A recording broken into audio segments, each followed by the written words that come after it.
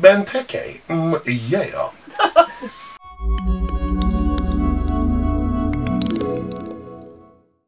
Hey guys, Sam here, and today we're shifting our focus on the brand new, brilliantly bewildering console courtesy of Nintendo, the Switch. After more than a year full of intense speculation, hype and rumours, does it live up to our high expectations? Is it any good? And is it worth spending your money on one, or two, or even three? Well, let's see. The 2010s have been an unsteady decade for Nintendo, following a resurgence of popularity with the innovative Wii and DS. Although the 3DS has been wildly successful, even with competition from smartphone gaming, the Wii U has unfortunately been a commercial failure. Despite its amazing library of games like Super Smash Bros, Bayonetta, Splatoon and The Wonderful 101, the console has only managed to sell 13 million units, falling far behind its competitors of the PS4 and Xbox One, largely in part due to poor third-party support, a sparse library of games, and poor advertising for the system. I mean, I wouldn't blame you if you thought the Wii U at first was a tablet controller for the Wii, especially when Nintendo did such a terrible job of promoting their console. Is it a bird? Is it a plane? Who knows? Following the unfortunate death of President Satoru Iwata in 2015, the Big N unveiled their hotly anticipated next console, codenamed the NX and now known as the Switch, with a promotional video that did a great explanation of its power, and I made a video expressing my initial thoughts. But sadly, I got a copyright claim. Really? I applauded the console's unique selling points and expressed a few concerns, including storage space and price, which actually turned out to be £20 cheaper than what I was predicting, minus a game to play on it. Fast forward a few months later and the console is finally available worldwide. Open up the box and you're presented with the Switch and two left and right controllers, which are known as the Joy-Cons. Then you get two controller straps, a Joy-Con grip, instruction manual, HDMI cable, AC adapter and a dock, which can be used to connect the Switch into a TV set. Once creating an account, you'll be asked to switch from handheld mode to the TV before customizing your profile picture. You can choose to make your own Mii through likeness, from scratch, or use an amiibo figure to load one up. Creating a Mii character is similar to the Wii, but there is no catchy music to accompany your creations, though now you can choose from a ton of hair colours, which I must say is pretty cool, although I can't relate to the likes of a sassy pink cut myself. The first big feature of the system is the screen itself. It is a 6.2-inch capacitive touchscreen that can output at 720p, and while it may not be 1080p or heck 4K if you're feeling lucky, it still shows a really clear, sharp picture that's reminiscent of the retina displays found in Apple's iMac, iPhones and MacBook laptops. Besides, it's only appropriate that the screen is at 720p to conserve the battery of the Switch, which can last from 2.5 to 6 hours depending on the graphical intensity of a game. So while Breath of the Wild may give you 3 hours of gaming on the go, another title like Super Bomberman R or Just Dance 2017 may give you more time to play, although I'm not sure why you'd want to play Just Dance in public at the first place. You'll look like a wanker doing so. Chris Crocker is a wanker!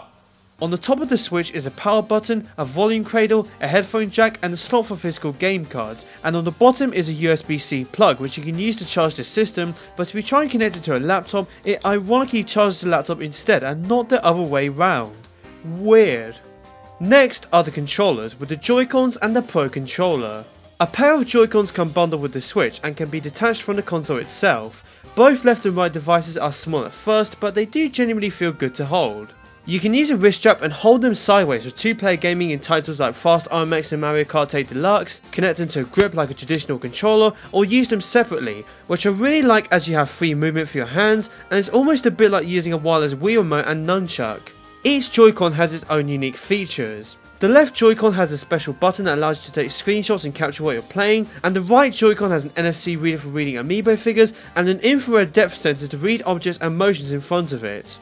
Each controller has a gyroscope and accelerometer, as well as HD rumble, which is said to generate fine haptic feedback. So far, the only examples of this feature have been with 1-2 Switch, with a few minigames taking advantage of it, and Fast RMX, where the heavier the vehicle you use, the more intense the vibrations will get. Both controllers communicate via Bluetooth, and while some people have complained about syncing issues with the left Joy-Con, personally I haven't, and I've clocked up to at least 25 hours playing Breath of the Wild with these controls alone. Following the Joy-Cons is the Pro Controller, which is pretty expensive at £60, but is honestly well worth the admission. Similar to the Wii U's Pro Controller, this one is comfortable to hold and improves upon its predecessor. The layout is similar to an Xbox One controller and sports a D-pad unlike the Joy-Cons. You don't have to get this in order to fully enjoy the games, but it is highly recommended, especially if you're an experienced, seasoned gamer. The shoulder buttons are great to click, the joystick is fully responsive, and the A, B, X, Y buttons are bigger than the ones found on the right Joy-Con, which look more akin to what you would find on a 3DS. Software wise, there isn't much to play at the moment, yet what we have now will please anybody. The Legend of Zelda Breath of the Wild is a fantastic installment in the iconic series and has rightfully earned all of its perfect praise. I won't spoil anything if you haven't played it, but what I can say though is that I love the open world experience of this game, and is a breath of fresh air compared to the linear motives of Skyward Sword, which I replayed to prepare for this game. Also, that shark guy is sexy. Fast RMX is a racing game that appears to be a hybrid between F-Zero and Wipeout and is really enjoyable. For £17, you get over 30 courses to drive and online gameplay against players around the world. Maybe if people buy this, it might give Nintendo an incentive to revive its much beloved F-Zero series, and it can ease the wait for Mario Kart 8 Deluxe, which comes out in April. Finally, the last game I've played is Eclipse, a game where two players must cut shapes to solve puzzles by using the Joy-Con controllers.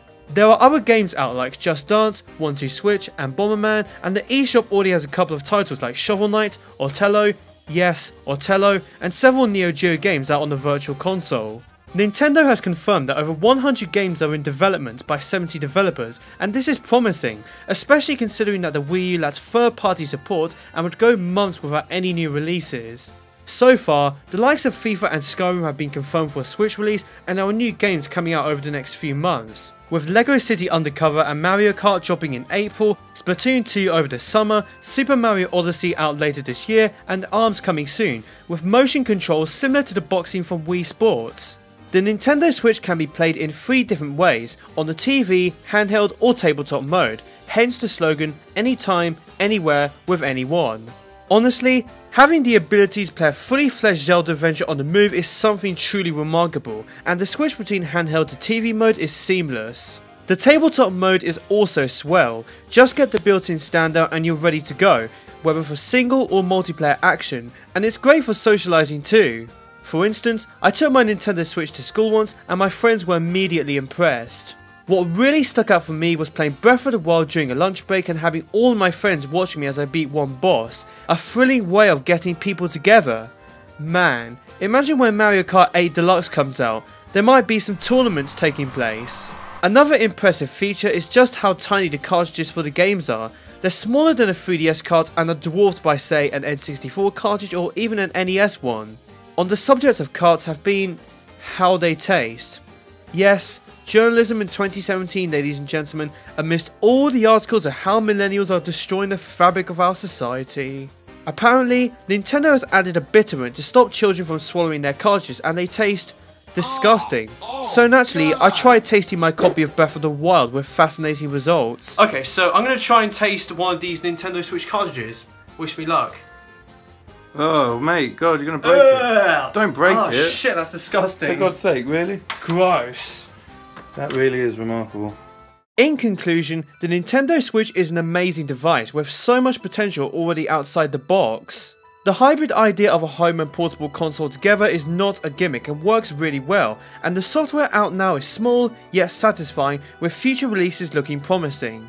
There are lots of speculation surrounding the Switch and how it could be Nintendo's last console, following financial losses and increased interest over the PlayStation and Xbox brands, but I believe that they have hit the nail with this offer and should be more of a commercial success than its Wii U predecessor. In terms of problems, the internal storage of 32GB is small, but can easily be expanded through micro SD cards and hopefully USB hard drives too. Plus, some gamers may be disappointed that the Switch does not offer 4K support like with the Xbox One S and PS4 Pro, but this is typical of the Big N, with former President Gunpei Yokoi's philosophy of lateral thinking with wicked technology. In other words, thinking of innovative ways of using tech that is already available, which led to the success of the Game Boy lineup of handhelds and the Nintendo Wii with its unique motion controls. Would I recommend the Switch?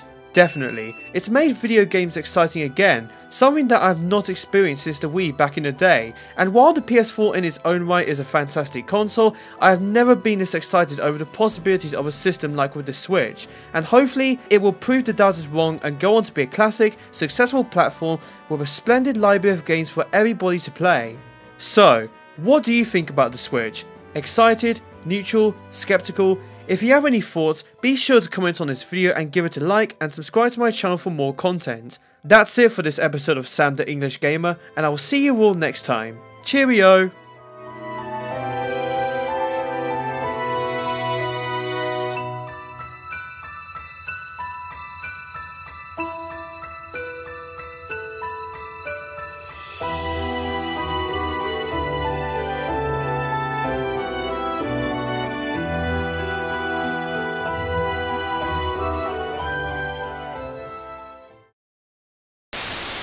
Okay, so I'm gonna try the taste of a Nintendo Switch cup.